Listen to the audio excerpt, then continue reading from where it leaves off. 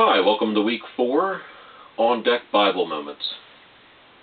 This week's entitled Anxiety, but I do want to add some other words into that.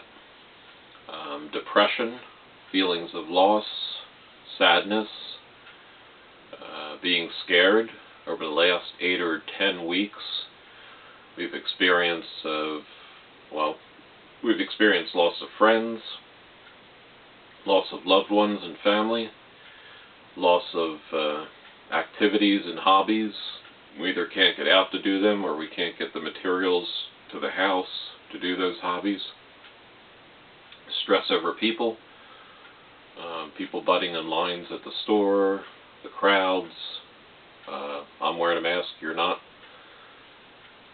Future retirements or our jobs have been in question, limitations on travel. We've had to deal with fake news. They give us numbers, and then a few days later, those numbers change. They weren't the right numbers. But just recently, I heard the country of the United States was the worst country in the world, and yet when they put up the chart, we happen to be down on the chart. But one of the things, I guess, overwhelming over the last few weeks is that feeling of no escape. Before you click off at this point, hang in there. There's some verses at the end I think that you would like to hear. So what do I mean by no escape? Well, you go to work and you have a bad day and you just can't wait to get home, or you're at home and you're having a bad day at home, so you leave to go to the movies or visit friends.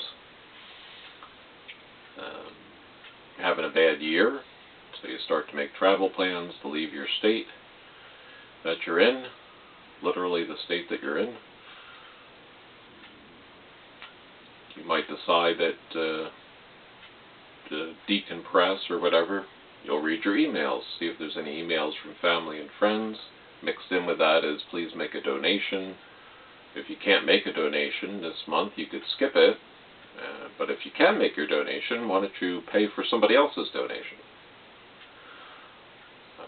Insurance companies have sent me things like the car insurance that they're going to give me a discount because I'm not driving as much, but I haven't seen the discount.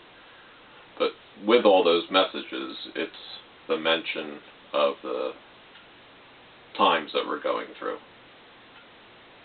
A lot of people watch television.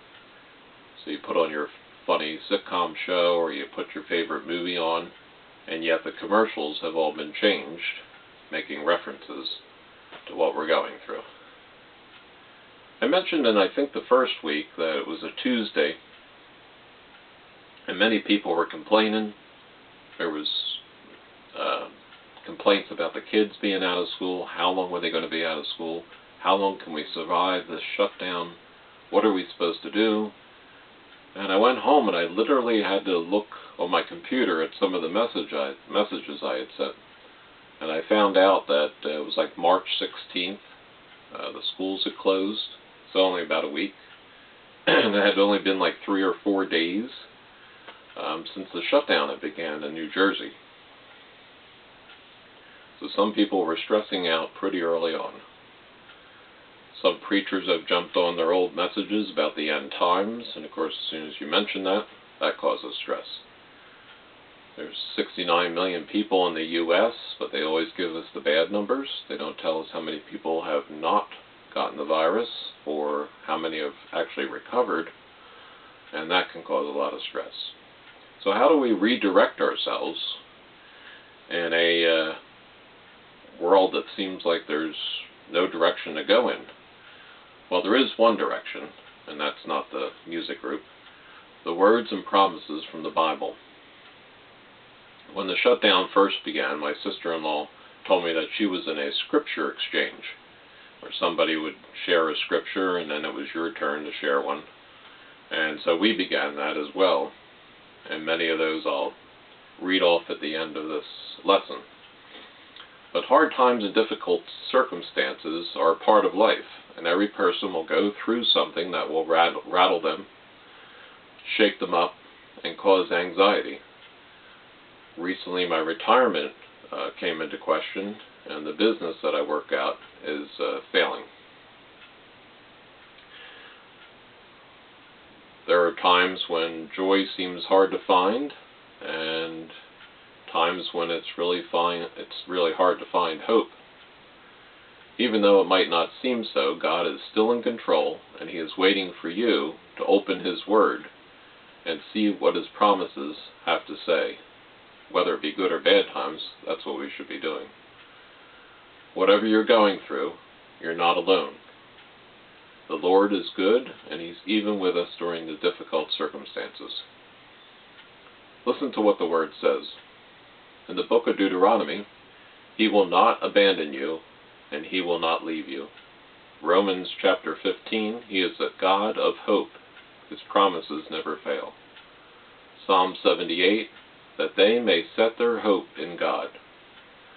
Lamentations, because of the Lord's great love, we are not consumed. Isaiah 40, but those who trust in the Lord for help will find their strength renewed. Philippians, do not be anxious about everything. Present your requests to God. Psalm 94, the Lord will not abandon His people. I said I am falling, but your constant love, O Lord, held me up. Whenever I am anxious and worried, you comfort me and make me glad. Another verse in Psalms, my help comes from the Lord. In Joshua, do not be afraid or discouraged, for I, the Lord your God, am with you wherever you go. Psalm 50, call to me when trouble comes, and I will save you. So let's not try to be consumed by disaster news. Let's turn off the radio, turn off social media.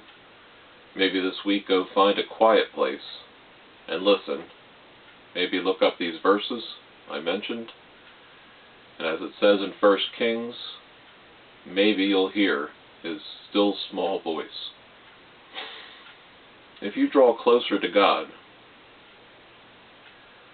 the less the world will have its grip on you, its hold on you. God says in Jeremiah that He has plans for us, not for disaster, but to give you a future and a hope. I hope this has helped. God bless. I'll see you next week.